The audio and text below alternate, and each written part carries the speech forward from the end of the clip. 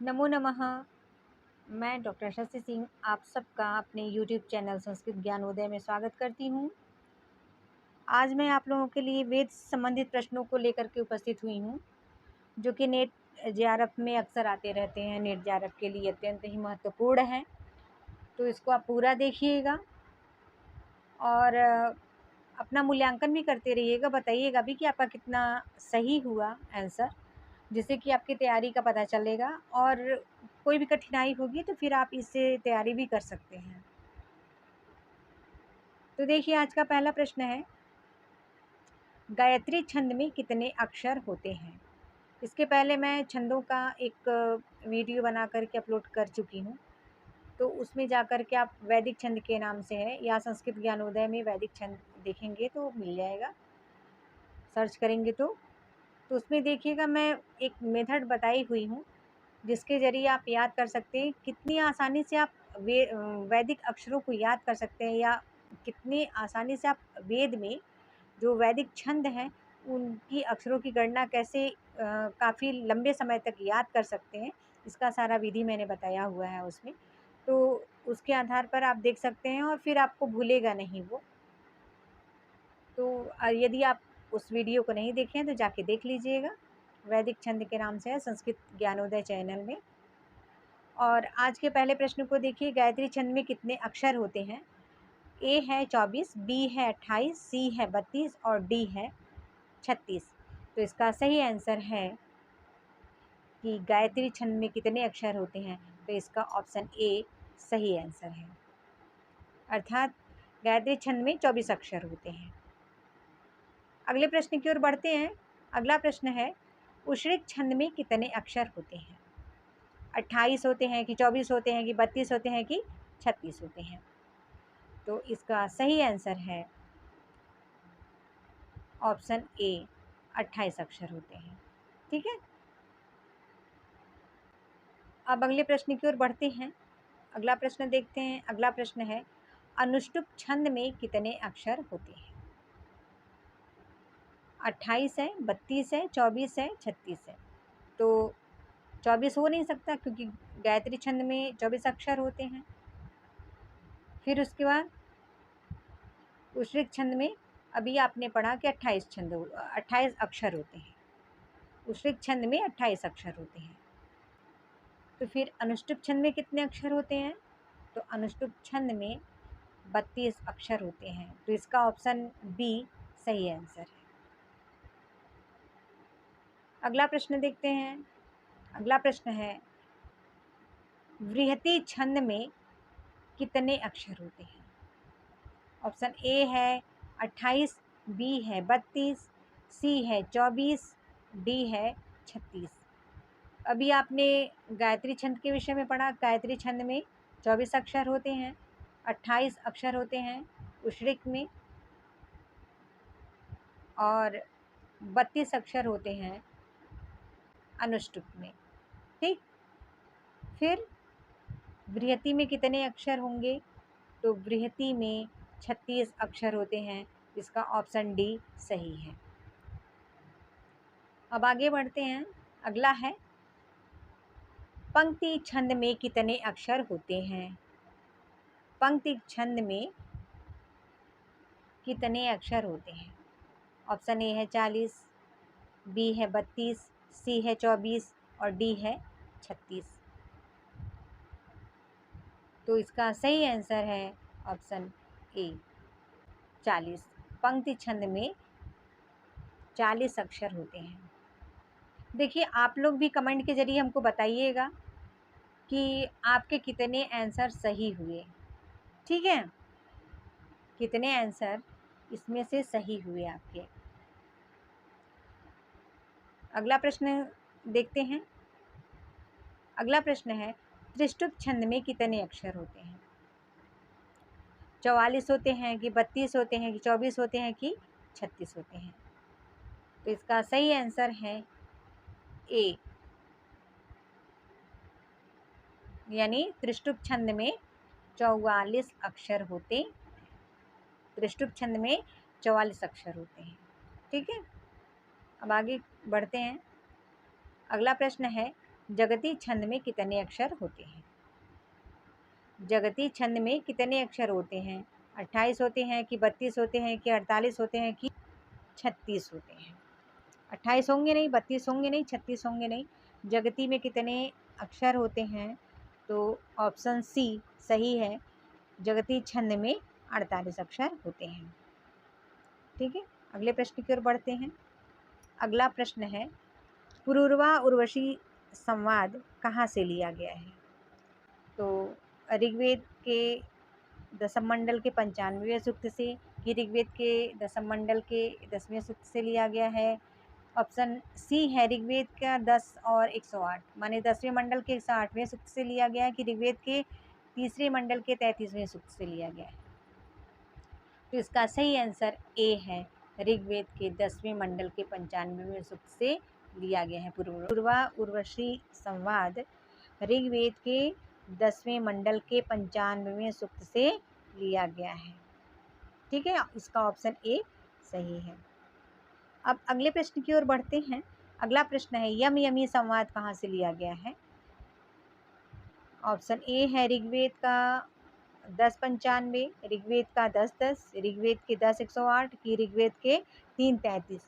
माने इन चारों ऑप्शन में से कौन सा ऑप्शन सही है?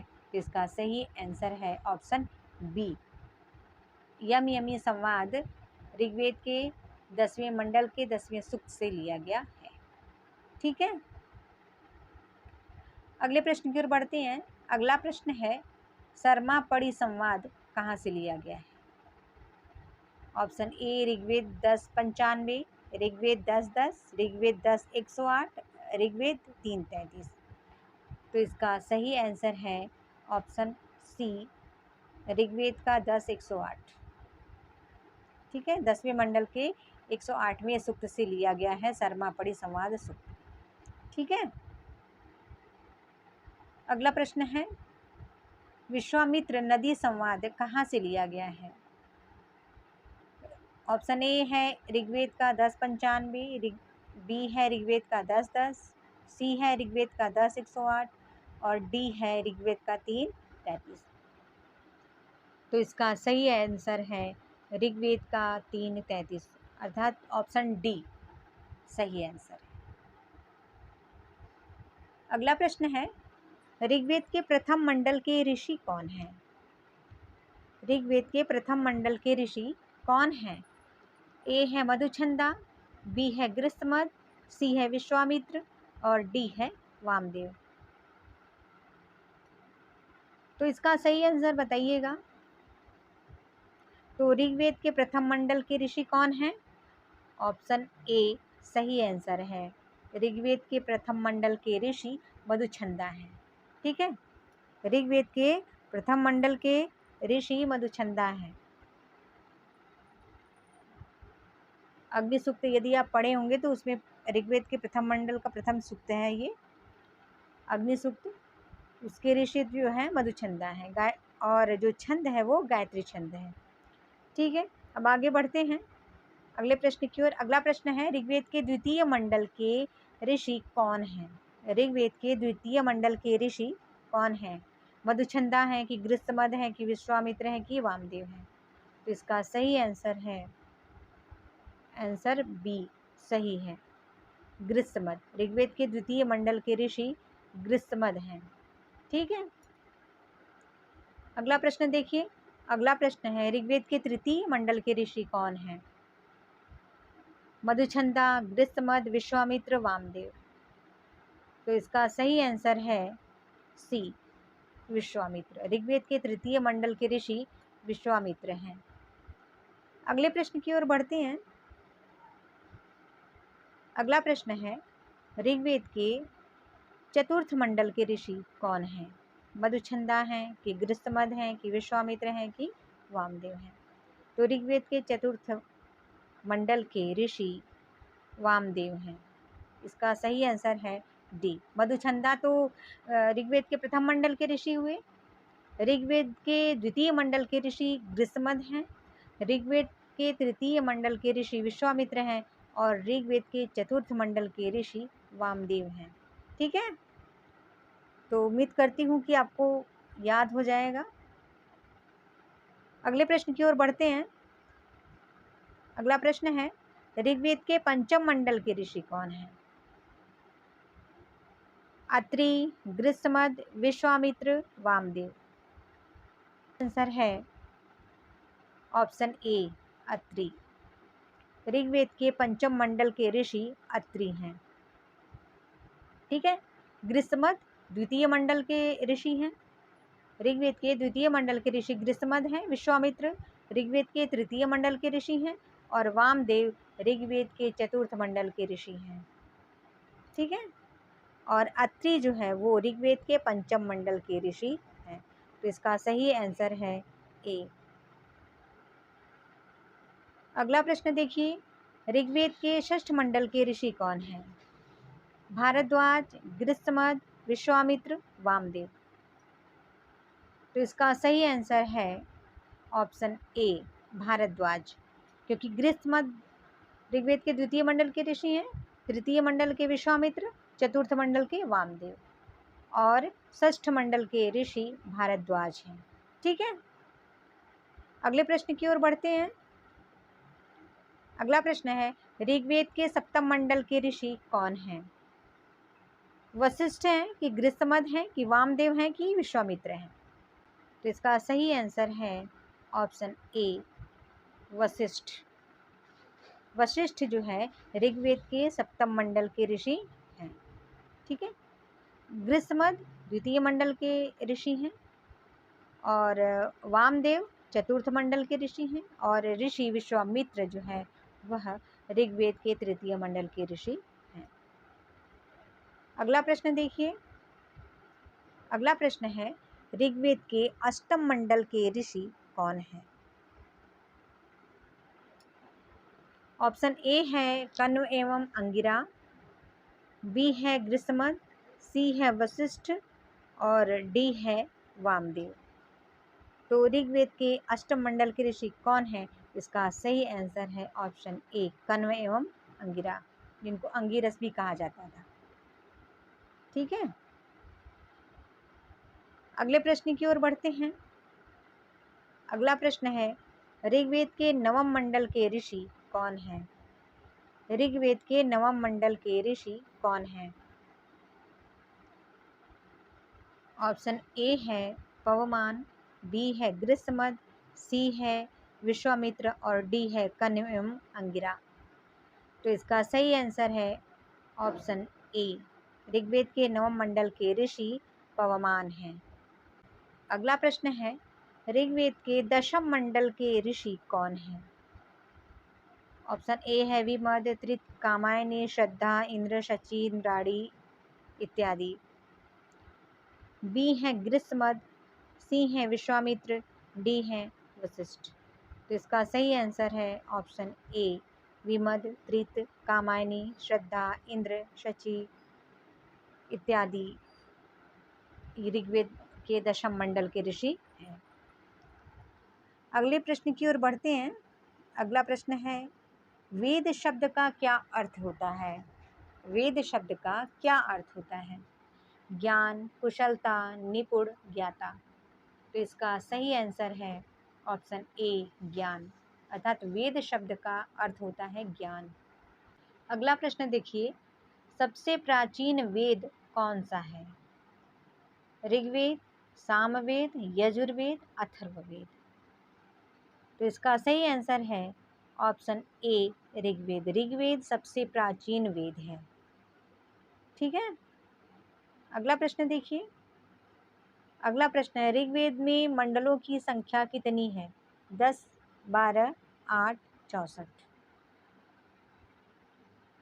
तो इसका सही आंसर है ऑप्शन ए, ऋग्वेद में मंडलों की संख्या 10 है। ठीक है।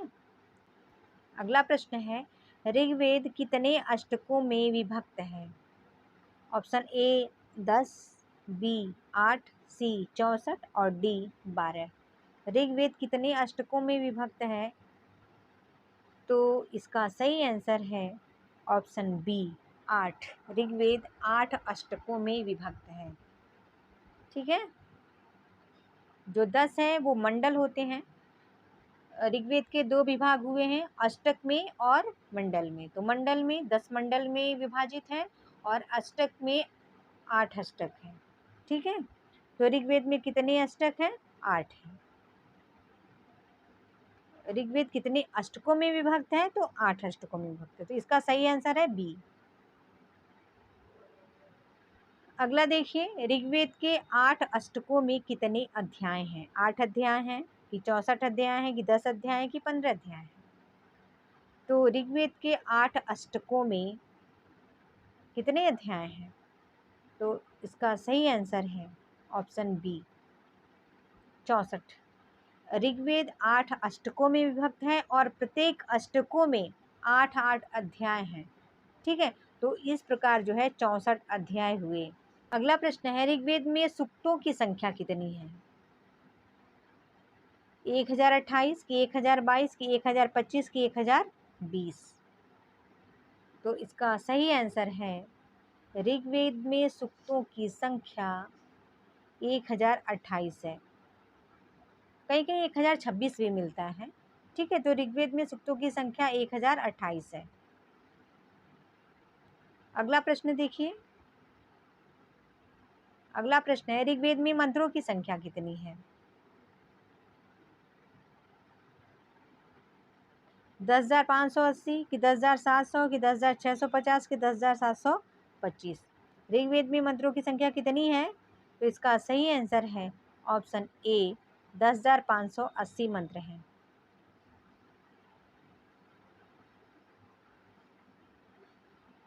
अगला प्रश्न है, ऋग्वेद के 9वें मंडल में किस देवता की स्तुति है? सोमदेव की है कि इंद्रदेव की है कि विष्णुदेव की है कि प्रजापति की है? तो इसका सही आंसर है ऑप्शन ए, सोमदेव। ऋग्वेद में 9वें मंडल में सोमदेव की स्तुति की गई है। ठीक है, अगला प्रश्न है, मंत्र ऋग्वेद के किस मंडल से लिया गया है? प्रथम मंडल, द्वितीय मंडल, तृतीय मंडल, चतुर्थ मंडल? तो इसका सही आंसर है सी, तृतीय मंडल। गायत्री मंत्र ऋग्वेद के तृतीय मंडल से लिया गया है। अगला प्रश्न देखिए, अगला प्रश्न है, ऋग्वेद में सबसे पवित्र नदी किसको माना गया है? गंगा नदी को कि सरस्वती नदी को कि यमुना नदी को कि गोदावरी नदी को? तो इसका सही आंसर है ऑप्शन बी, सरस्वती नदी। ऋग्वेद में सबसे पवित्र नदी सरस्वती नदी को माना गया है। अगला प्रश्न देखिए, ऋग्वेद में अत्यधिक महत्वपूर्ण देवता कौन है? अग्निदेव हैं कि इंद्रदेव हैं कि विष्णुदेव हैं कि वरुण देव हैं? तो इसका सही आंसर है बी, इंद्रदेव। ऋग्वेद में सबसे शक्तिशाली और महत्वपूर्ण देवता इंद्रदेव को माना गया है। ठीक है, अगला प्रश्न देखिए, ऋग्वेद में बाद में जोड़े गए मंडल कौन कौन से हैं? जो लास्ट में जोड़े गए मंडल हैं वो कौन कौन से हैं? पहला और 10वां है कि पहला और दूसरा है कि तीसरा और 10वां है कि पहला और 5वां है? तो इसका सही आंसर है ए, पहला और 10वां। पहला और 10वां मंडल है वह ऋग्वेद में बाद में जोड़े गए मंडल हैं। ठीक है, अगला प्रश्न देखिए, सबसे प्राचीन आयुर्वेदिक औषधि का वर्णन किस वेद में हुआ है? अथर्ववेद में, ऋग्वेद में, सामवेद में, यजुर्वेद में? किस वेद में हुआ है? सबसे प्राचीन आयुर्वेदिक औषधि का वर्णन किस वेद में हुआ है? इसका सही आंसर है ए, अथर्ववेद में। अथर्ववेद में आयुर्वेदिक औषधि का वर्णन हुआ है। अगला प्रश्न देखिए, अगला प्रश्न है, अथर्ववेद का अपर नाम क्या है?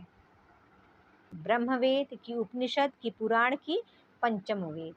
तो इसका सही आंसर है ऑप्शन ए, ब्रह्मवेद। अथर्ववेद का अपर नाम ब्रह्मवेद है। ठीक है,